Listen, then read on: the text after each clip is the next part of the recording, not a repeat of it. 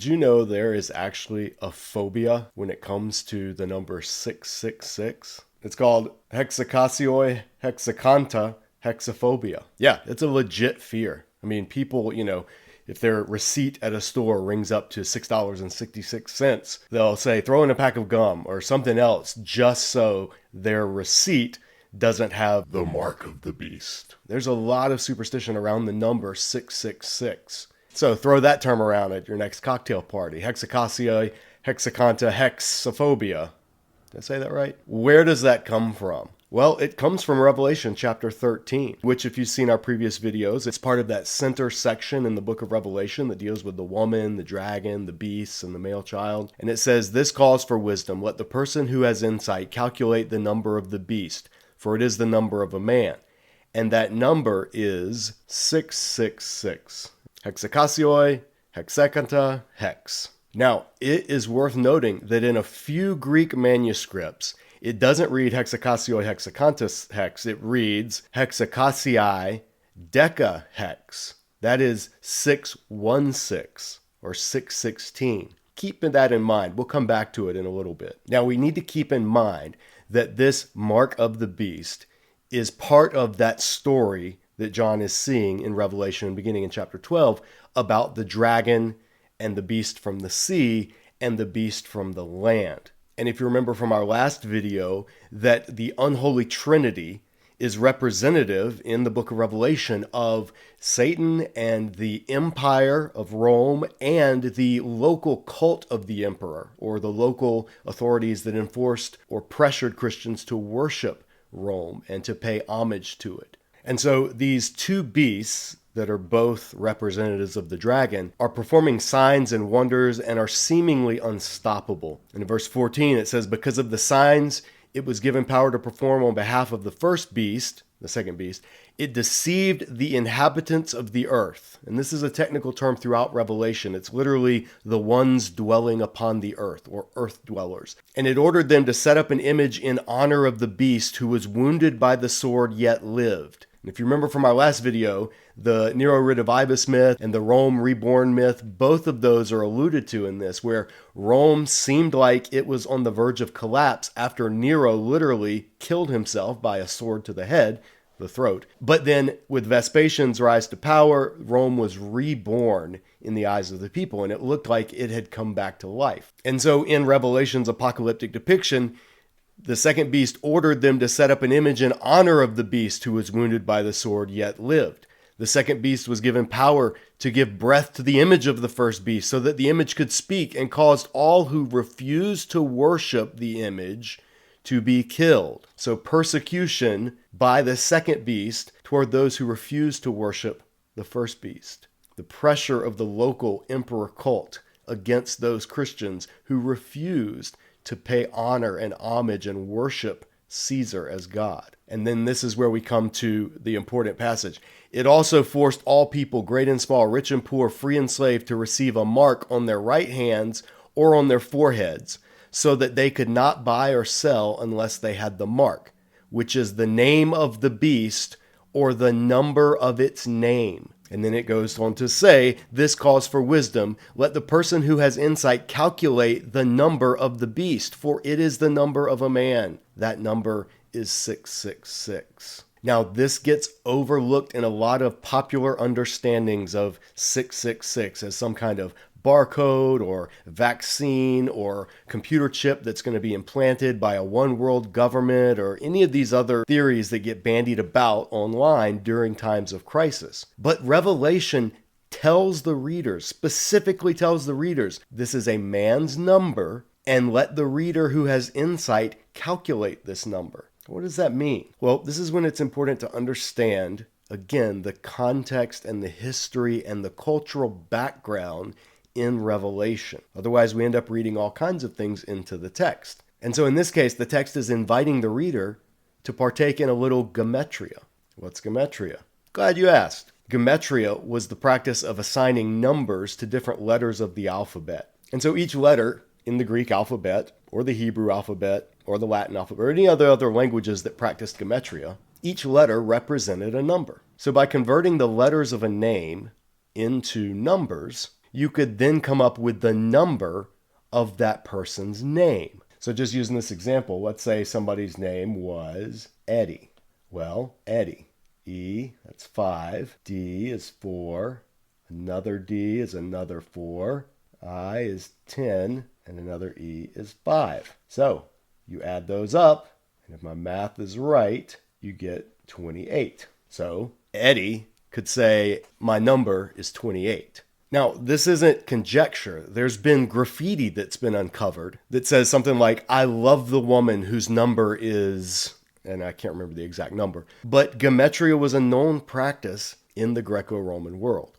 So when John, writing in the Greco-Roman world, invites his readers with insight to calculate the number of the name, for it's a man's number, he is shouting to his readers, this is somebody I'm talking about, and if you're paying attention and picking up the clues throughout the book, you should be able to tell who it is pretty easily. And lo and behold, when you work out the Gematria in Hebrew for Neron Caesar, it comes out to 666. If you did the shorter spelling, Nero Caesar, it comes out to 616. And interestingly, the word for beast, theru, also yields 666. This is pretty overwhelming evidence that in John's intention, 666 is referring to Nero. Nero is the beast. And Nero, not just the man himself, but what Nero stood for, the empire. Remember, after Nero died, there was this period of 3 emperors vying for position. And it wasn't until Vespasian came along that Rome was saved from death, was reborn. Later after Vespasian, in the time that John is writing Revelation, Rome is ruled by this guy, Domitian. And Domitian, like Nero, encouraged his own deification. Domitian, like Nero, would go on to persecute Christians. Domitian was Nero 2.0. So by John saying the beast is identified as 666, that's the number of Neron Caesar. It's also the number of the word beast. He is saying very clearly in apocalyptic Gematria writing, this worldly empire that's ruling over you, that you think deserves praise and honor and glory and worship, is the beast. And the beast is going to wage war against God's people. And the beast is going to make it so that God's people are unable to participate in the civic and the economic and the social life that is part of living under the beast. And so this calls for faithful endurance in the face of temptation to compromise so you can get along in the beast's world, as well as perseverance in the face of actual persecution by the beast because you refuse to do what the beast requires. And what kind of seals this as, I think, the correct interpretation, or at least the primary symbolism John is going for, is this variant of 616 that some of the manuscripts of Revelation have. Because what that tells us is that in the minds of early Christians and early scribes making copies of Revelation, it was pretty clear that this was referring to Nero. And both spellings of Nero's name yield 666 or 616. So it's important before we start trying to ask, what is the mark of the beast? Do I need to worry about the mark of the beast? What is the government going to force me to take before I can buy and sell and all of this stuff? We have to realize first what it was to the original readers. Then, if we see things in future contemporary contexts that remind us of that, we need to ask, in what ways are these things that we are afraid of that we think may be the mark of the beast similar to what Revelation was warning the first century Christians about? And in what ways are they different? And those that take a futurist reading of Revelation, who say, yes, the mark of the beast may have represented Nero back in the day, but that's just going to be recapitulated to a greater degree at some point in the future. And fair enough, that's a futurist reading of Revelation that may or may not have merit. But what we have to acknowledge is that Satan's clever, and it's not going to be as simple as a literal mark on your forehead or a literal mark on your hand that you get, and therefore you're damned for all eternity. Because the mark of the beast in Revelation is again another satanic parody of the real thing. And that real thing is the seal of the Lamb. In Revelation 7 and in Revelation 14, the followers of the Lamb are marked with the seal of the Lamb. So, of course, the followers of the beast are going to be marked with the mark of the beast. It's a parody, just like all of the other aspects of the unholy trinity. And the seal of the Lamb in Revelation 7 and 14 aren't literal wax or clay seals that people have stuck on their head. So why would the mark of the beast be a literal mark on someone's forehead or on their hand? See, that's the inconsistency that many popular interpretations of Revelation run up against. Is they pick and choose symbols to take literally and warn people about those, but then they will bend the text in all sorts of ways to be symbolic of whatever they want people to be afraid of. So locusts become helicopters, fire from the mouth of the one riding on the white horse becomes code for nuclear holocaust, Gog and Magog end up symbolizing Russia. But when it comes to the mark of the beast, that's going to be something literally on our forehead or on our hand. So rather than go that route, responsible readers of Revelation first ask, what did it mean to them before we jump to what it means to us? Ian Boxall has offered an incredible insight in his Revelation commentary. He says John's vision draws upon such contemporary residual fears, as well as the Christian memory of what Nero had done against their brothers and sisters in Rome. It proclaims that the evil associated with that tyrant was still alive and well, manifested in that monstrous empire of which Nero was such a cruel exemplar. It is salutary to remember that the monster is only seen as monster by means of apocalyptic insight. To the naked eye,